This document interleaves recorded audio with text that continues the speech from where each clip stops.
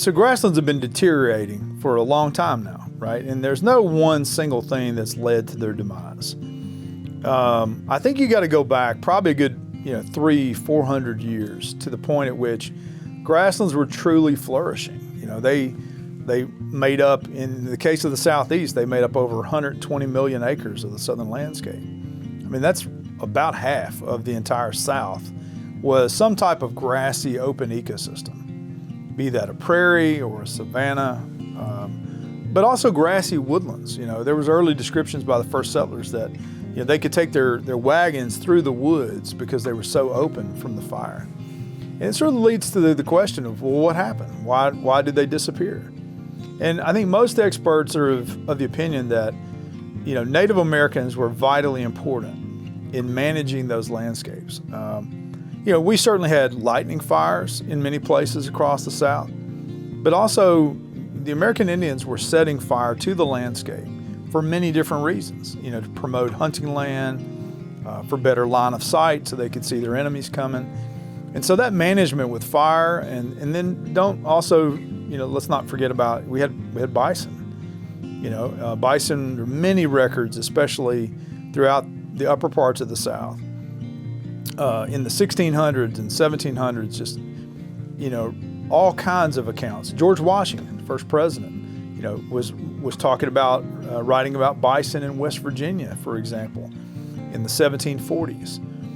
So when we see these first introductions of Europeans coming in, one of the first sort of big things that led to collapse of grasslands was the deterioration of Native American cultures.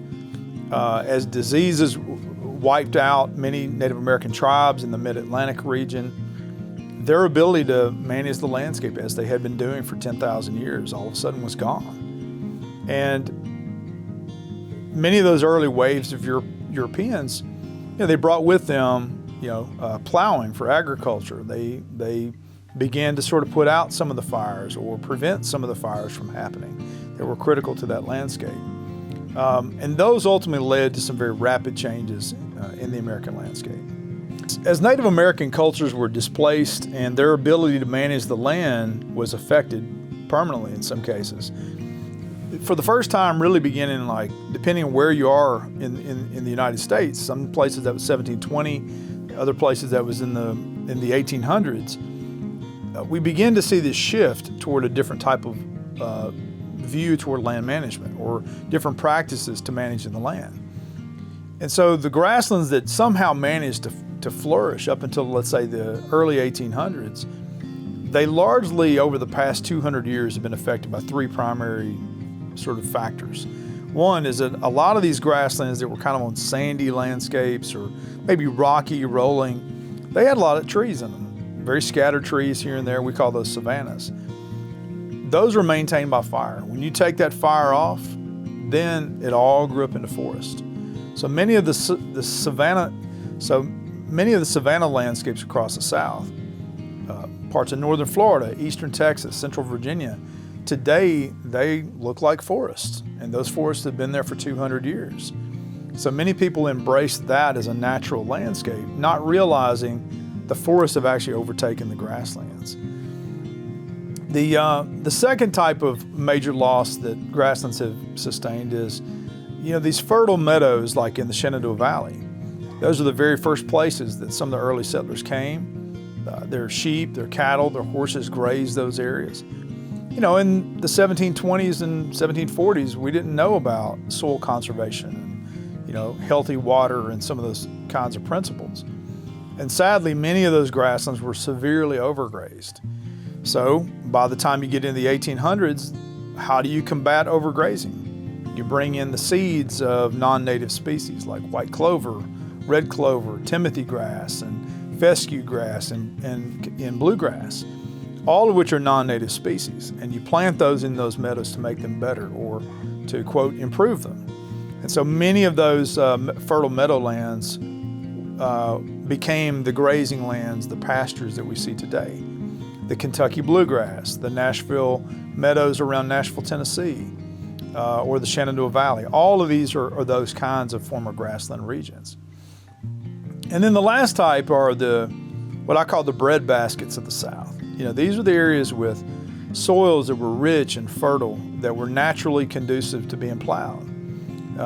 They became these beautiful native prairies with very few trees. They became the croplands that we see today. So the rice fields of Arkansas and the corn fields of western Kentucky, the cotton fields of central Alabama, these were all formerly prairie regions that have been converted to mostly agricultural landscapes today. So by the time you get to the mid-1900s, most of the wave of grassland loss had already taken place. So the reason that we're losing all of our grasslands at this unprecedented rate is because grasslands and their natural openness make them the easiest place for development to happen. So if you were going to develop a new subdivision of houses, the easiest choice would probably be somewhere that's open and not a forest full of trees that you have to clear first.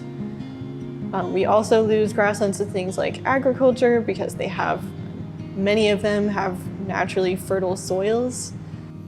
What you have left are the leftovers, so anything that can persist largely is persisting in sort of three scenarios. If it's too dry and rocky to maybe develop on, or if it's too wet to do anything with, or sites that just happen to be on the edge of good land, maybe a roadside bank or a power line corridor. That's where the grasslands are today. And you can spot them when you're going down the road if you know what to look for, if you know how to read the signs.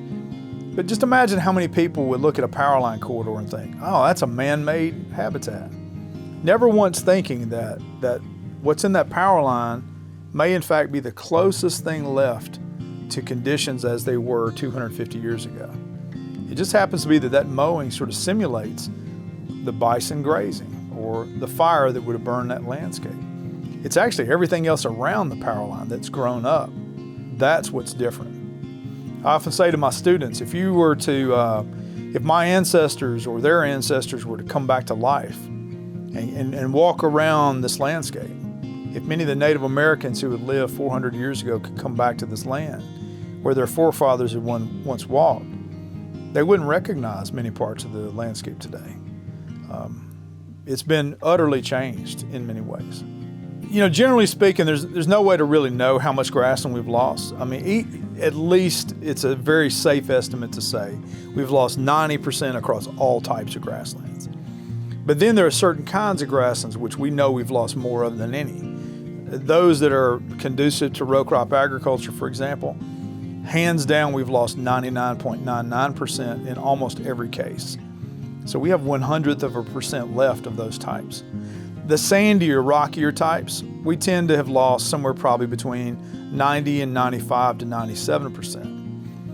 And so what that means then is if you want to salvage what's left, or if you want to rebuild from what's left, you got to look to those little bitty scraps that remain on the landscape. And that's a big part of what SGI is doing today, is identifying where those scraps are, researching them, making sure we know what species still are there, collecting their seeds from them so that we can begin to rebuild from those. Those are the repositories that we need to go utilize for future conservation efforts.